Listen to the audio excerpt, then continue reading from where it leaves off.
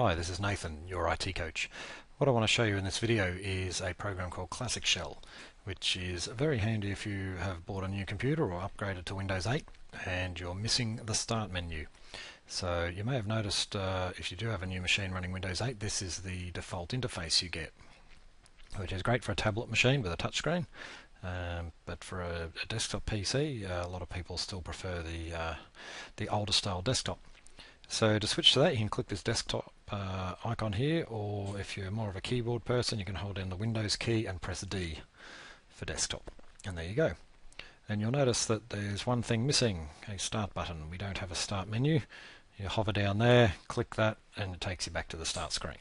So to address that, open up Internet Explorer, go to the youritcoach.info site, click on Resources. Down here there's a link to Classic Shell.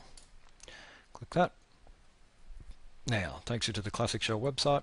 We want to download Classic Shell, the big green button. Now the download will start in a couple of seconds. Right, we want to run the file. Okay, the file's now running. We just click Next. Read the agreement. I've already read that, and of course you'd read it, tick the box. Next, leave the default options there and just install. Let's close Internet Explorer down, and there we are, it's finished. The README file that it's going to show you just has a few links in there if you want to get some more information about Classic Shell or go to the forums. We'll close that down. So we have a start button. First time you click on it, it'll ask you what format you want to run. So I'm going to just click on the Windows Vista / Windows 7 option. And yes, I'll take that. Now I have a start menu like what I'm used to. See there, Internet Explorer is on the list. That's because I have had Classic Shell installed before on here, and it's just remembered that. What you can do though is just through programs, that's probably the menu you're more familiar with, that's where all your programs will show up. If we just run Notepad,